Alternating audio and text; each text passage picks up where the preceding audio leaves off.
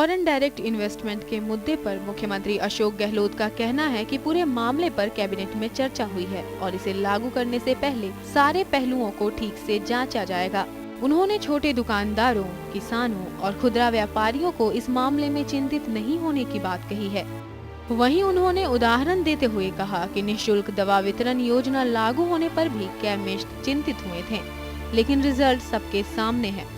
हम राज्य के लोगों के हितों को देखते हुए ही इसे लागू करेंगे। एफडीआई को लेके भी हम लोगों ने चर्चा करी है और राजस्थान के जो किसान है या कि उपभोक्ता है उनको कैसे लाभ मिले वो हम लोग उसको एग्जामिन कर रहे हैं। और जो केंद्र सरकार ने फैसला किया है वो फैसला इस रूप में लागू हो राजस्थान में जिससे कि तमाम वर्गों को चिंतित होने की आवश्यकता नहीं हो, चाहे वो किसान हो, चाहे वो उपभोक्ता हो। मार्केटिंग सिस्टम इस प्रकार बने, इंफ्रास्ट्रक्चर इस प्रकार बने, सर्विस सेक्टर में जो काम करते हैं उनको पूरा तवज्जो मिले, उनकी पूरी आमदनी मिले।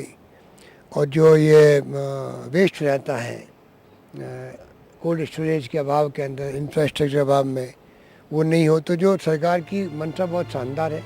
वहीं प्रदेश कांग्रेस अध्यक्ष डॉक्टर चंद्रभान का कहना है कि खुदरा व्यापारी और छोटे व्यापारी को तो इसकी मार झेलनी ही पड़ेगी, लेकिन उन्होंने भाजपा पर निशाना साधते हुए कहा कि इसके विरोध का भी एक तरीका है, बंद करके या दबाव बनाने से अच्छा है कि लोकसभा में चर्चा चल रही है, वहां इस पर चर्चा करनी चाहिए, वहीं पर इसका फैसला होगा। फॉरेन डायरेक्ट इन्वेस्टमेंट का जहाँ तक सवाल है, ये एक नीतिगत मसला है।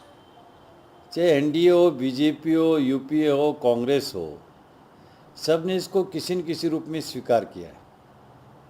अब उसमें यह है कि भाई इस सेक्टर में होना चाहिए, नहीं होना चाहिए, कितना प्रतिशत होना चाहिए, ये एक बहस का मुद्दा हो सकता है। ऐसा तो है नहीं कि एनडीए के समय में और बीजेपी के नेतृत्व में ये एनडीए था तो इनके समय में एफडीआई नहीं था क्या। दूसरी बात, इसके दोनों पहलू हैं कि एक तबका ये भी कहता है कि इससे महंगाई कम होगी, लेकिन दूसरी ये बात भी बहुत महत्वपूर्ण है कि जो हमारे रिटेल वाले जो लोग हैं, जो खुदरा व्यापारी हैं, उनके ऊपर इसका विपरीत असर पड़ेगा। हालांकि केंद्र सरकार 51% एफडीआई को मंजूरी दे चुकी है। इस मामले पर लोकसभा में भी बहस चल रही है। रिटेल सेक्टर में एफडीआई के मुद्दे पर गतिरोध जारी है। इस मुद्दे पर चर्चा के लिए बुलाई गई सर्वदलीय बैठक बेनतीजा रही। विपक्ष अपनी मांग पर अड़ा हुआ है। विपक्षी दलों का कहना है कि सरकार पहले अपना फैसला वापस ले, क्योंकि इससे खुदरा व्यापार में भारी अव्यवस्था फैल सकती है। जयपुर से टीवी 99 के लिए दुर्गेश एन भटनागर की रिपोर्ट।